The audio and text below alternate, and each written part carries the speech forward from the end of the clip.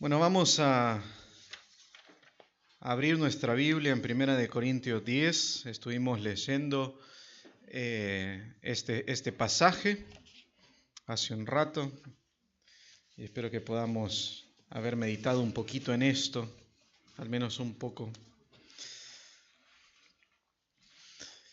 ¿Recuerdan hace unos años el COVID, ¿no? Inolvidable, obviamente, ¿no? Para los que estábamos más grandes. Los niños no se acordarán, pero yo todavía me acuerdo cuando íbamos a hacer compras. Yo vivía en las Torres de Villa Elisa y tenía que salir yo solo. No había nadie afuera y tenía que ponerme mi equipo para salir en pandemia con mi barbijo, con precauciones. Iba al supermercado y habían líneas antes de hacer fila para poder pagar porque había que hacer distancia contra las personas. Había un acrílico dividiendo al cajero con el que llegaba a comprar, ¿no? Y llegaba a casa y poníamos las bolsas que recién había comprado, las rociábamos con alcohol y después me cambiaba la ropa, la ponía a lavar, regresaba, limpiaba cada una de las cosas y bueno, y así empezamos a guardar. Era un proceso larguísimo porque teníamos miedo. Yo particularmente soy bastante miedoso y teníamos miedo de adquirir esta enfermedad, no sabíamos bien qué era. Mi esposa es bastante más valiente que yo, pero aún así los dos estábamos bastante temerosos. Y algunos se pueden sentir identificados conmigo, pero en la pandemia había dos tipos de personas, no era el único tipo de personas que había. Habían dos tipos, uno era los miedosos como yo, que estábamos con precauciones, y otros eran un tipo de personas con más valientes o diría más despreocupados. Este segundo grupo de personas decía, bueno, el virus no puede estar en todos los lugares, o tal vez decía, no, solo es un nuevo tipo de gripe, una mutación del virus. ¿Y saben qué? Tenían razón estas personas, no estaban equivocadas. Ellos estaban despreocupados porque tenían un conocimiento que yo no tenía. Pero la pandemia reveló este virus reveló estos dos tipos de personas, ¿no? Los ignorantes miedosos y los conocedores despreocupados. De la misma manera, la idolatría reveló dos tipos de personas en la iglesia de los Corintios. Los débiles que decían, no comas ese pedazo de carne porque ha sido sacrificada a los ídolos, no sabes lo que estás comiendo. Y había otro tipo de personas más conocedores que decían, si un ídolo no es nada, ¿qué te estás preocupando? ¿Por qué te haces la cabeza con eso? Previamente Pablo habló a estos hermanos más débiles en el capítulo 8 que estuvimos viendo hace algunas semanas y les dice, hermanos, es verdad, o sea, tienen razón sus otros hermanos más conocedores. La carne o la comida que se ha sacrificado a los ídolos al fin y al cabo solo es comida, no es nada. Y ustedes los más conocedores amen a sus hermanos, tengan cuidado de ellos. No los traten de manera despectiva. Incluso aprovecha para mostrarle el ejemplo del mismo después en el capítulo 9 y que él teniendo libertad en muchas cosas dice, yo podría valerme de estos derechos que tengo, de tener esposa, de no trabajar para vivir por causa del Evangelio, pero aún de estas cosas me he abstenido, dice en el capítulo 9, versículo 19, por lo cual, siendo libre de todos, me he hecho siervo de todos para ganar al mayor número. Esto no se aplica solamente a la carne sacrificada a los ídolos, se trata de toda cosa que haga caer a mi hermano. Sin embargo, aunque he hablado hasta este momento de la libertad que tenemos en Cristo, porque es verdad, tenemos libertad en Cristo, y que nos guardamos por amor a otros, en este contexto va a ser un fuerte énfasis, se va a enfocar ya no en todo el panorama, en los dos tipos de personas, sino va a hablar a los conocedores despreocupados. Va a enfocarse en estas personas. Aunque muchos de estos conocedores en la pandemia, hablando otra vez de la pandemia, tenían razón, muchos de estos sí se enfermaron. Es decir, aunque tenían razón y estaban despreocupados, sí se enfermaron muchas de estas personas. Y algunas de estas personas sufrieron bastante. Y seguramente algunos murieron incluso por esto. Su despreocupación los hizo caer en la influencia de este virus. Y no quiero decir, yo tenía razón, no se cuidaron. No es el punto, no es el punto hablar de la pandemia. Era solo un ejemplo, ¿no? El punto es hablar de estas personas despreocupadas en Corintio. Lo que digo es que debemos cuidarnos. La despreocupación no necesariamente es un signo de que somos libres. Como soy libre, entonces me despreocupo de todas las cosas. No es necesariamente un sinónimo o una muestra de que somos libres. No podemos jugar con la tentación. Y quiero que hoy pensemos en este mensaje. Si tienes vida en Cristo, huye de cualquier cosa que ocupe su trono. Es un llamado a huir. Si tenemos vida en Cristo, huyamos de cualquier cosa que ocupe el lugar que solamente Dios debe de tener. Y vamos a nuestro primer punto del capítulo, del versículo 1 al 13, es no eres inmune, no eres inmune. Leemos del versículo 1, dice, porque no quiero, hermanos, que ignoréis que vuestros padres todos estuvieron bajo la nube y todos pasaron por el mar, y todos en Moisés fueron bautizados en la nube y en el mar, y todos comieron el mismo alimento espiritual y todos bebieron la misma bebida espiritual, porque bebían de la roca espiritual que los seguía, y la roca era Cristo. Pero de los más de ellos no se agradó Dios, por lo cual quedaron postrados en el desierto. Creo que la mayoría aquí ha leído el Antiguo Testamento, ¿no? Creo que la mayoría lo han leído, pero quiero ser sensible a los que no lo han leído, a los que no lo conocen mucho, y quiero explicar de qué está hablando Pablo en estos primeros 5 versículos. A lo que Pablo se refiere aquí es a los primeros libros de la Biblia. Los primeros libros de la Biblia hablan acerca de cómo Dios preparó a su pueblo, al que había escogido. Y este pueblo, después de un tiempo, quedan en esclavitud en Egipto, pero Dios los saca de Egipto, ¿no? Dios los saca por medio de 10 plagas maravillosas. Pocas veces vemos esto en la Biblia. Y en estas 10 plagas Dios se muestra a sí mismo, Dios muestra quién es, y va a sacar a su pueblo. Cada una de las plagas aumenta su intensidad, hasta que finalmente Dios termina sacando a los israelitas de la esclavitud que tenían en Egipto. Y ahora han venido a ser una nación libre. Y a partir de ese momento, que esto es en los primeros capítulos del libro de Éxodo, vamos a ver cómo se celebra la Pascua, cómo Israel sale de Egipto, cómo empiezan a caminar por el desierto, y durante 40 años, desde Éxodo hasta Deuteronomio, vamos a ver cómo este pueblo de Israel siguen caminando en el desierto hasta que finalmente llegan a su destino, ¿no? Que es la tierra que Dios les había prometido que iban a tener. 40 años caminando por el desierto, y esto es lo que describe, lo que menciona Pablo. Ellos van durante todo este tiempo, obviamente no son 40 años de camino entre Egipto y Canaán, el actual Israel, pero terminan caminando 40 años. Y acá vemos una comparación que Pablo hace y que es válida, la vemos en otros textos de la Biblia, y hay una comparación real y correcta entre la vida cristiana y el pueblo de Israel saliendo de Egipto hasta llegar a la tierra prometida. Vemos cómo en el Antiguo Testamento el pueblo de Dios tuvo libertad de Egipto, y vemos cómo nosotros tenemos libertad del pecado. Vemos cómo el medio que Dios usó para salvar su vida de la muerte fue la Pascua, y cómo nosotros igualmente recibimos esa Pascua por medio de Jesucristo. Vemos cómo ellos fueron bautizados, dice Pablo, en el Mar Rojo, en las aguas, y nosotros somos bautizados literalmente en agua, ¿no?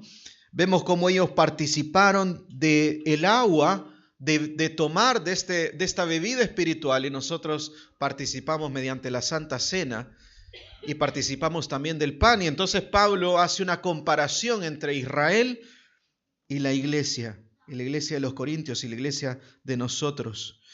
Podríamos quedarnos el resto de la predicación hablando de esto, y es impresionante. Hay una comparación impresionante entre esto, pero no vinimos a hacer un estudio de cada uno de los detalles que este texto nos ofrece, y que son muchísimos.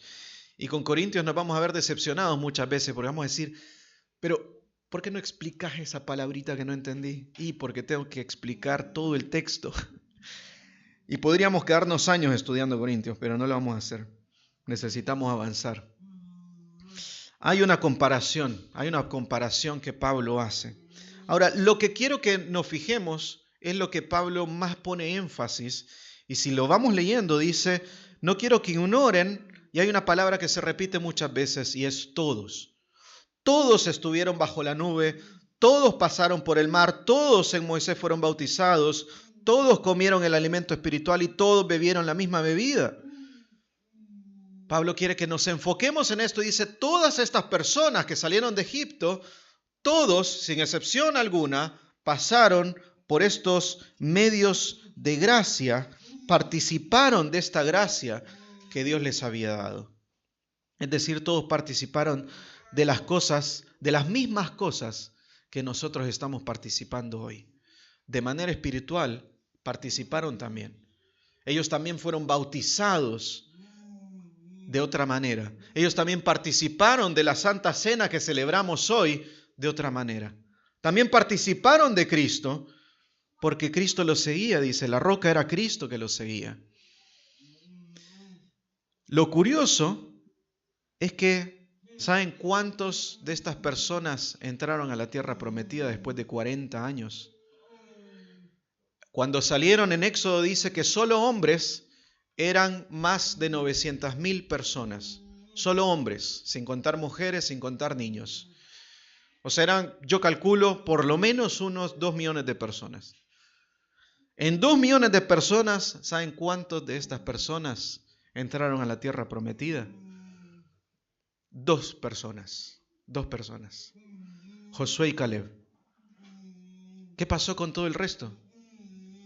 De todo más de 1 millón de personas que salió de Egipto, ¿qué pasó con todos los demás? Versículo 5 dice, quedaron tendidos en el desierto. Tendidos significa muertos. Murieron en el desierto, y no por viejos. Murieron en el desierto porque tentaron a Dios. Tentaron a Dios. Hermanos, la participación en las ordenanzas, la Santa Cena, el bautismo, aún en la comunión en la iglesia, no garantiza nuestra salvación. No importa que conozcas mucho de la Biblia, que hayas crecido en una iglesia cristiana, que te hayas bautizado, que comas con los hermanos el pan y el vino de la Santa Cena, aún con todo eso puede que dentro de ti haya un corazón de incredulidad que se aparta de Dios. Por fuera estás cumpliendo y participando de las mismas cosas que participó Israel, pero por dentro puedes estar igual que los hebreos, con un corazón endurecido. Hebreos 3, versículos 7 al 19 dice, si oís hoy su voz, hablando el Espíritu Santo, no endurezcáis vuestro corazón como en la provocación, hablando de esta misma historia, como en el día de la prueba en el desierto, donde vuestros padres me tentaron al ponerme a prueba y vieron mis obras por 40 años, por lo cual me disgusté con aquella generación y dije, siempre se desvían en su corazón y no han conocido mis caminos, como juré en mi ira, no entrarán en mi reposo. Tened cuidado, hermanos, no sea que en alguno de vosotros hay algún corazón malo de incredulidad para apartarse del Dios vivo. Tened cuidado, hermanos. No importa que hayamos participado de todas estas cosas. No importa que sepas mucho de la Biblia. Eso no te salva. Eso no te salva. Eso no nos salva, hermanos. El Evangelio es solamente por fe. Es solamente por un conocimiento real de Dios. Es solamente por conocer a Dios. Pero hermano, yo participo en los grupos pequeños en la semana. Eso no te salva, hermanos. Pero mi familia era cristiana. Mi familia era cristiana y desde chico me hablaron de eso. Eso no te salva. Pero yo participo de la Santa Cena, hermano. Me disfruto de estar acá en la iglesia. Eso no te salva, hermanos. La salvación no es por lo que hagamos. La salvación es solamente por fe. Nadie va a ser salvo si no es solamente por medio de la fe en Jesucristo. Lo que Pablo está haciendo no es solo una alegoría inspirada, no es simplemente un intento de comparar y decir, bueno, tomen este ejemplo, véanlo y vean qué les sirva. Él dice en el versículo 1, aprendan de sus padres. Es decir, los israelitas son lo mismo que nosotros. Son el mismo pueblo de Dios. Son iguales a ustedes. Versículo 6 dice, estas cosas sucedieron como ejemplo para nosotros. Es decir, que el Espíritu Santo, cuando Moisés estaba escribiendo todos estos libros, siendo inspirado por el Espíritu Santo, en la mente del Espíritu Santo estabas vos y yo. Y él estaba pensando, voy a dejar esto para que cuando lo leamos nos consideremos a nosotros mismos y nos veamos exhortados por estos pasajes del Antiguo Testamento. No es para leer una historia maravillosa y linda y decir, wow, cómo Dios hizo eso, ¿no? Impresionante, cómo separó las aguas, cómo trajo todas estas plagas, impresionante. Ojalá yo lo viviera hoy así, no dudara tanto en mi fe. ¿Sabe qué pasó con toda esta generación menos 2? Ninguno de ellos creyó y vieron todas estas maravillas de Dios. Estas cosas fueron escritas para nosotros.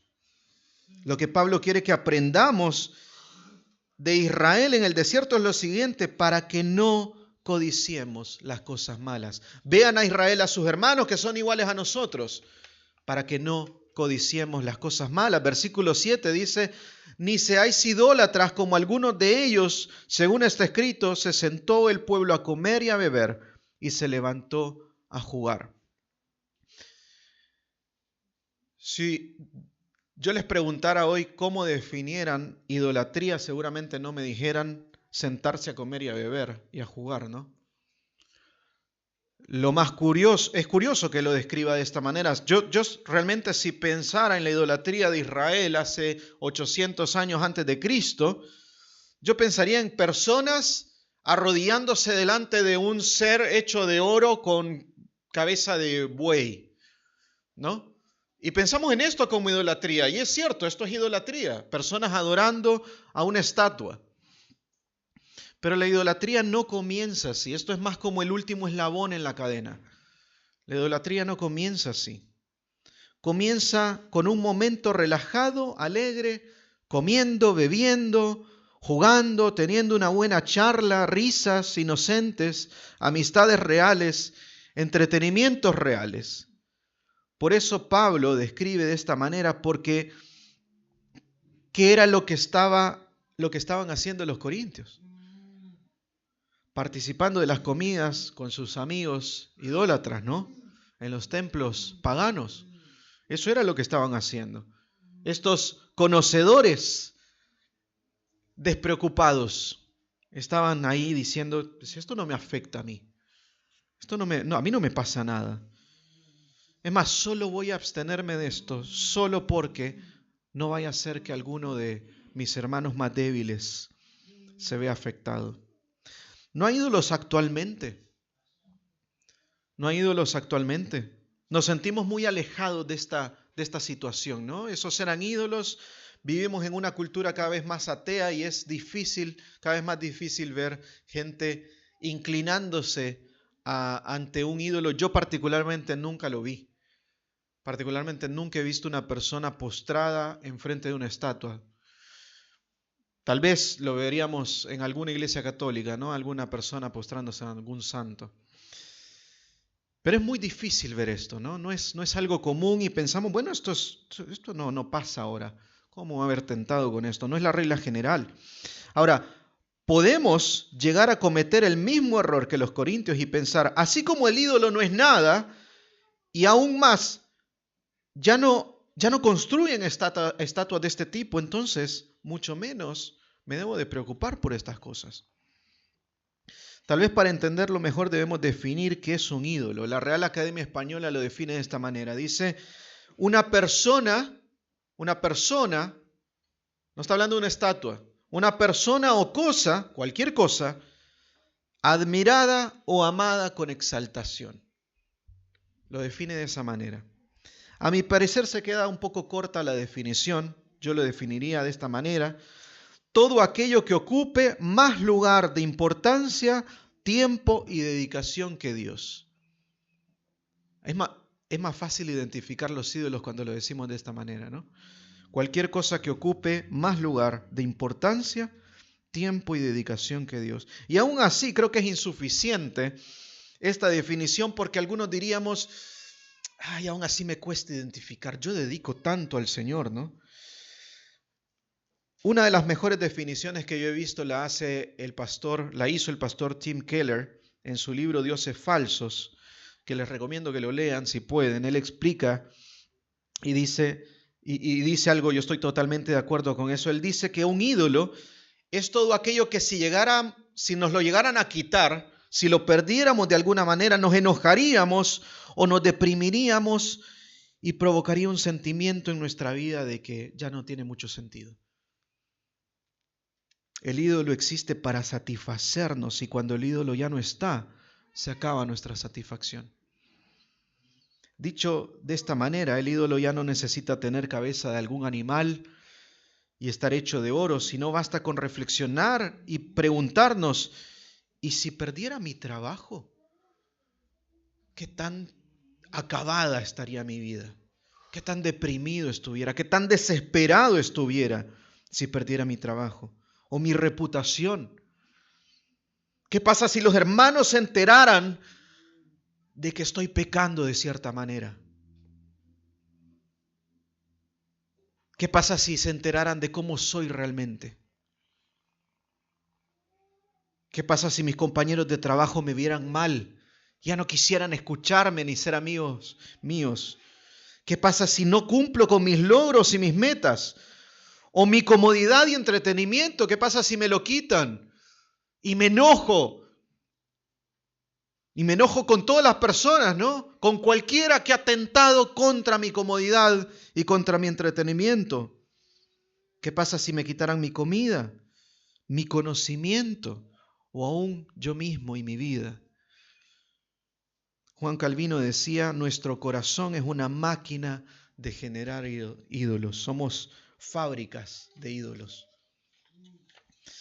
Pero continúa Pablo en esta lista, que no olvidemos que está hablando de la idolatría, pero menciona otras cosas y las menciona porque están relacionadas con la idolatría. Y dice que esto que se escribió en el Antiguo Testamento está escrito para nosotros, no solo para que no seamos idólatras, sino dice, versículo 8, ni forniquemos como algunos de ellos fornicaron y cayeron en un día 23,000.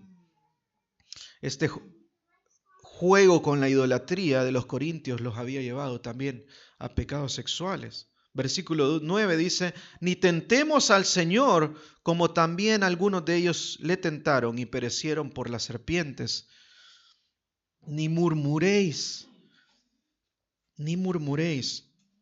como algunos de ellos murmuraron.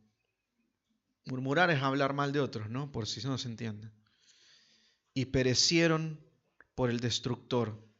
Y estas cosas les acontecieron como ejemplo y están escritas para amonestarnos a nosotros, a quienes han alcanzado los fines de los tiempos. La idolatría nace por una búsqueda del placer, pero termina llevándonos al pecado. No somos mejores que los hebreos en Éxodo. No somos mejores que ellos. Nosotros no estuvimos ni siquiera expuestos a las maravillas que Dios hizo en este tiempo. Y aún así la mayoría de ellos quedaron tendidos en el desierto. Dios no se agradó de ellos por su incredulidad. Hermanos, nosotros no somos mejores, somos iguales a los hebreos. Somos buenos para llegar a la Biblia, leer y decir, qué pueblo necio. Qué necios que eran los hebreos. Somos iguales, hermanos. Tenemos la misma naturaleza, la misma sangre corre por nuestras venas. Los mismos deseos que ellos tenían son los mismos deseos que tenemos nosotros. El ser humano no ha cambiado en nada, absolutamente nada. Que ahora el ser humano conozca más y sea más culto y más analítico, no lo exime de abandonar a Dios y adorar otras cosas, y nosotros tenemos esa naturaleza. Así que, versículo 12, el que piensa estar firme, el conocedor despreocupado que piensa estar firme, mire que no caiga. Hermano y hermana, no creas que eres inmune a la tentación. No creas que eres inmune a la tentación. Todos podemos fallar, hermanos, en cualquier cosa. En cualquier cosa. No eres inmune y no pienses que nunca pecarías en algo. Gálatas 6:1 dice, hermanos, aun si alguno es sorprendido en alguna falta, vosotros que sois espirituales, restauradlo en un espíritu de mansedumbre. Acércate a tu hermano y corrígelo por su pecado. Y normalmente corregimos el pecado de otros porque nosotros podríamos no pecar en ese pecado, ¿no? Pero ¿qué dice Gálatas 6:1? Mirándote a ti mismo, no sea que tú también seas tentado. Hermano, vení. Cuidado con el alcohol, hermano. ¿Qué dice Gálatas? Cuidado que tú no también seas tentado. Hermano, cuidado con dejar la pornografía, hermano. Dejar los pecados sexuales. Cuidado que tú no seas tentado también. Este pasaje nos da a entender que podemos fallar incluso en lo que estamos ayudando a otros. Somos blancos fáciles de Satanás. Mira, no creas que a Satanás le cuesta hacerte caer. No creas eso. Los demonios son seres que han vivido durante miles de años y han tenido el tiempo para estudiar a personas que vienen siendo las mismas durante todos estos miles de años. Satanás es experto en hacernos caer. Es experto, sabe, si no prueba una, caemos en otra, hermanos. Somos débiles. Creemos que somos fuertes, como los corintios decían, yo voy a esta fiesta pagana. Yo sé lo que estoy. Yo no caigo en estas cosas. Hermano, sí puedes caer. Satanás te puede hacer caer. Él sabe qué trucos usar. Además, ha moldeado un mundo tan bien diseñado para hacernos caer aún en la ausencia de cualquier demonio. Él obviamente no es omnipresente, ¿no? Pero aún así somos tentados por el mundo, por filosofías, por internet, por la presión social, drogas, entretenimiento, noticias. Todo está diseñado en este mundo para hacernos idólatras. Y aún, incluso si Satanás y el mundo no estuvieran presentes, que lo dudo mucho, nuestra propia carne es suficiente para tentarnos. Somos tentados, dice Santiago, no de lo que está afuera, sino de nuestros propios deseos. Somos tentados porque deseamos lo que se nos presenta. Hermanos, nosotros no somos mejores que David, que adulteró cuando jugaba en su palacio y perdía el tiempo en su palacio. No somos mejores que Moisés, que se enojó y golpeó la piedra, perdiendo así la entrada a la tierra prometida. No somos mejores que Israel, que murmuró y en el desierto quedaron destruidos. Nosotros no somos inmunes. Podemos caer. no importa qué tan firme pienses que estás. Los corintios estaban ahí en medio de la fiesta pensando, yo estoy firme, yo no voy a adorar a estos dioses. Ah, ¿no? ¿De verdad? ¿De verdad? Pablo les dice, no, huye de esto, no eres inmune. No eres inmune. Hermano, podemos caer. Podemos caer. Y alguno podría pensar, y pensar, Luis, yo estoy tan convencido que este pecado es tan terrible que yo nunca lo haría. Pues hermano, lo siento, estás equivocado. Estás equivocado. Pues, qué bueno que te sientas así en este momento, pero estás equivocado. Somos potenciales pecadores en todo sentido. Y le creo más a Dios que dice que yo podría caer que a mi propia conciencia. ¿Acaso tienes más razón que Dios? ¿Te conoces mejor vos mismo que lo que Dios te conoce a vos? Si Dios dice que podemos caer en cualquier cosa, es porque podemos caer. Es la palabra de Dios versus la nuestra. En lo que sea. Pero hermanos, qué bueno es Dios, que aunque podríamos ser atacados por todo el mundo, y Satanás podría usar todas sus armas contra nosotros, Él dice en el versículo 12 al 13, no nos ha sobrevenido ninguna tentación que no sea humana, pero fiel es Dios, que no dejará ser tentados más de lo que podéis resistir, sino que dará también juntamente con la tentación la salida para que podáis soportar. Hermanos, si no has caído, es solamente porque Dios ha tenido gracia de vos. No porque seas gran conocedor y fuerte, no porque seas mejor que Satanás y que cualquier demonio, no porque este mundo no te tiente, es por la gracia de Dios. El pasaje no está diciendo, no, sos fuerte, resistí que vos vas a aguantar. No, dice, huye, alejate de eso, depende de Dios. Él te puede dar la salida, pero depende de Dios, no de tus propias fuerzas. Ahora bien, nuestra lucha contra la tentación no es ir al templo, sentarnos ahí, comer lo sacrificado a los ídolos, estar en esta fiesta pagana y orar ahí diciendo, yo aguanto. Esto no me va a pasar a mí.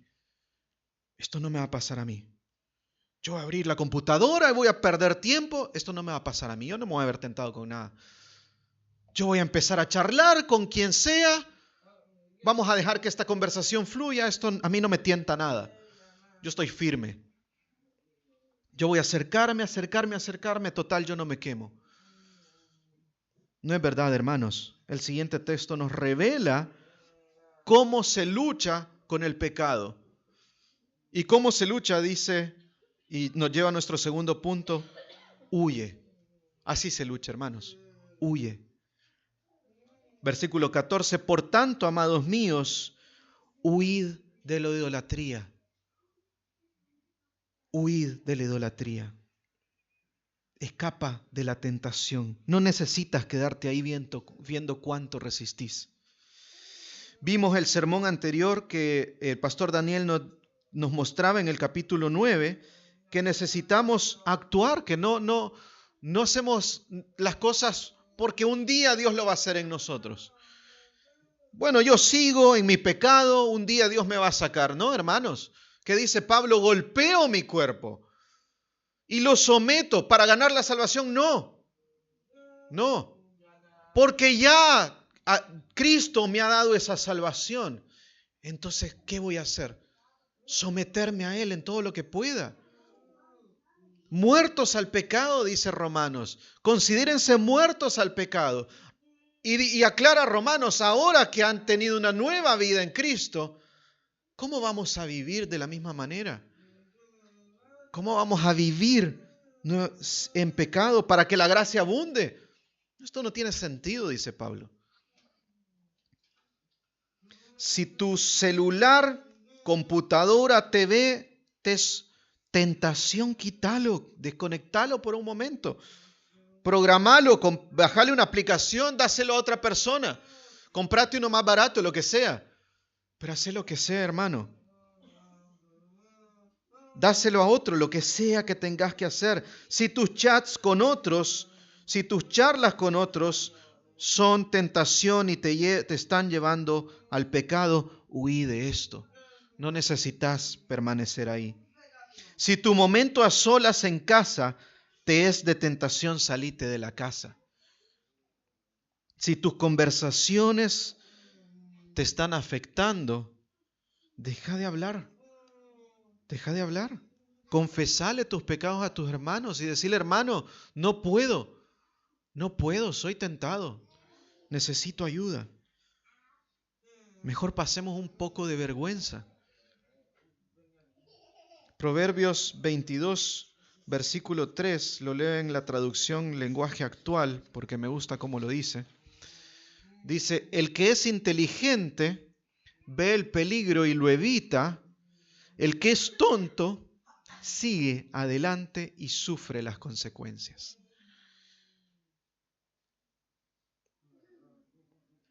Es gracioso porque los corintios eran conocedores despreocupados y este pasaje dice, el que es tonto sigue adelante y sufre las consecuencias. Huid, hermanos, huid de la tentación. No estamos hablando solo del pecado, estamos hablando de la tentación. Como a sensatos os hablo, dice versículo 15, como a sensatos, como a sabios, como inteligentes. Dice Pablo, juzgad vosotros mismos lo que yo digo. Versículo 16, la copa de bendición con que bendecimos, es decir, la copa de la Santa Cena, ¿no es la comunión con la sangre de Cristo?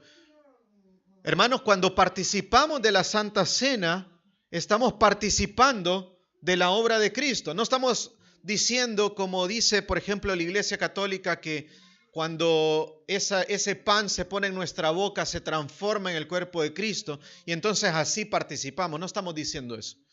Estamos diciendo que con eso manifestamos al mundo que hemos participado de Cristo. Así que cada vez que bebemos esa copa, cada vez que comemos ese pan, participamos de la obra de Cristo.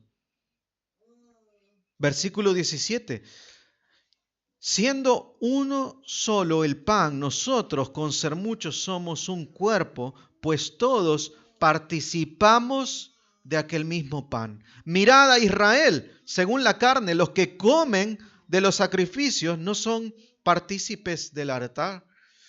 En el Antiguo Testamento los sacerdotes, cuando llevaban la carne para sacrificar a Dios, agarraban, dice la Biblia, que tenían que agarrar un gancho y meterlo en la carne y arrancar de esa carne, y lo que arrancaban en esa porción, eso era para que ellos comieran, para que ellos comieran de eso.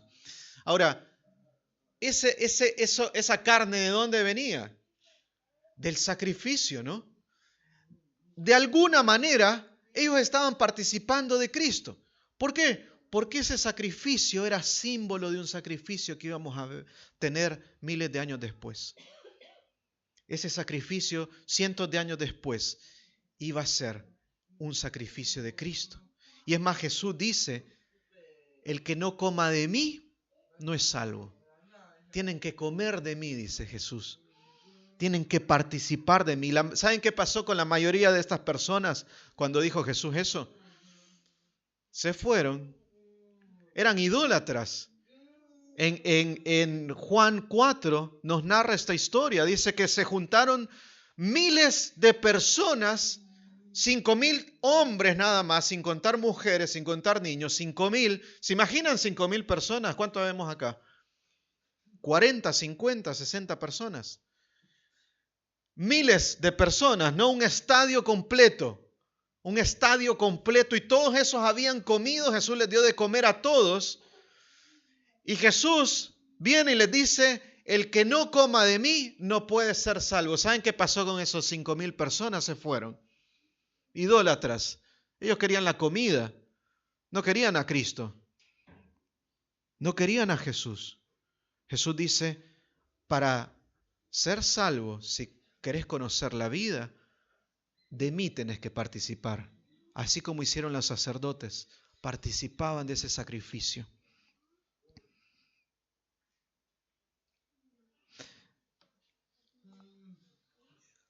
En el primer punto vimos entonces que Pablo está diciendo que participamos de Cristo de esta manera, pero ahora vamos a ver que lo cambia un poco y dice, versículo 19, ¿qué digo pues? ¿Que el ídolo es algo o que sea algo lo que se sacrifica a los ídolos? Bueno, claramente no, ya lo respondió hace 2 capítulos, no lo vamos a contestar nuevamente. Pero dice en el versículo 20, antes digo que lo que los gentiles sacrifican, a los demonios lo sacrifican y no a Dios, y no quiero que vosotros hagáis partícipes con los demonios. Así como participamos de la Santa Cena en memoria de Cristo, está diciendo Pablo, así participan de los demonios cuando comen esta comida sacrificada a los ídolos. No podéis, dice el versículo 21, no podéis beber de la copa del Señor y la copa de los demonios, no podéis participar de la mesa del Señor y de la mesa de los demonios. ¿O provocaremos a celos al Señor? ¿Somos más fuertes que Él? Hermanos, hay un mundo espiritual detrás de todo lo que vemos. Hay un mundo espiritual activo y que su principal enemigo somos nosotros, es la iglesia. Satanás no está preocupado en hacer caer personas en el mundo. ¿Para qué? Ellos ya están entregados a su pecado, ya son esclavos del pecado. ¿Para qué atacarlos? Satanás está enfocado en nosotros, en la iglesia, hermanos. Y hermanos, la idolatría en este contexto era una de las mejores armas que tenía Satanás para hacer caer personas. Y me refiero a la idolatría en estos templos, ¿no? Hermanos, la idolatría en este tiempo, o al menos templos dedicados a ídolos, ya no es tal vez la mejor arma de Satanás. Hay otras armas. Vivimos aterrados por una película de terror, o por personas que dicen que son brujos, ¿no? Y pensamos que eso es algo terrible, y claramente lo es. Pero ¿qué pasa con el resto de las personas? Todos están entregados a este mundo. Jesús le dijo a los fariseos, personas dedicadas a estudiar la Biblia, les dijo, vuestro padre es Satanás. Hermanos, el mundo, Satanás e incluso nuestra propia carne están en contra de Dios. Y si nosotros no hemos caído, es solamente por la gracia de Dios. Pero no debemos ser ingenuos, no debemos de ser orgullosos. Debemos huir, porque entendemos que somos débiles y que dependemos de Dios, debemos huir. Hermanos, si has conocido verdaderamente a Cristo, no puedes vivir una vida despreocupada. No podemos ignorar esto. El creyente verdadero se esfuerza, pues quiere agradar a su Señor. El que no se ha llenado la cabeza de conocimiento teológico, el que se ha llenado la cabeza de conocimiento teológico, pero su corazón está apartado, simplemente está despreocupado. Ha hecho de su conocimiento de la Biblia su salvación, pero no depende de Cristo. Por eso piensa que nada lo puede hacer caer. Hermanos, no juguemos con la tentación. No coquetees con la tentación.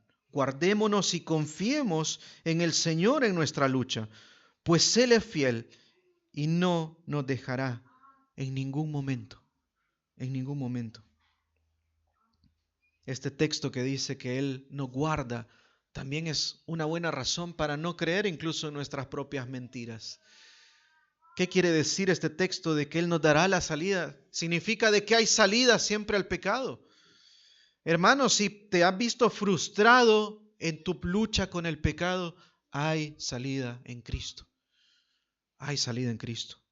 No importa cuán terrible haya sido lo que hayas hecho, cuánto tiempo lo hayas hecho, hay salida en Cristo. Veamos a Cristo que en la tentación, aunque siendo Dios todopoderoso, Sin embargo, no nos dejó su enseñanza y Él mismo dependió del Padre y aún de su propia palabra. Él no se quedó a ver hasta dónde podía llegar por su conocimiento, aunque Él lo tenía. Él lo tenía, Él era mucho más que el tentador. Pero Él no se quedó ahí, sino que nos dio un buen ejemplo de lo que nosotros necesitamos hacer. En su humildad, el Creador Todopoderoso nos dejó el ejemplo de dependencia del Padre. ¿Somos mejores que Jesús? ¿Somos mejores que Él? Si Él dependió, ¿por qué nosotros no? ¿Somos mejores que Él, que nosotros no caemos? Él no iba a caer y dependió del Padre. Nosotros podemos caer. ¿Por qué no dependemos, hermanos? ¿Por qué no dependemos de Él? ¿Por qué no huimos? ¿Por qué no acudimos a Él en oración y súplica? Hermanos, si tienes vida en Cristo, si hemos conocido realmente al Señor, huyamos de cualquier cosa que sea un ídolo, de cualquier cosa que quite el trono de Dios en nuestra vida. Oremos al Señor.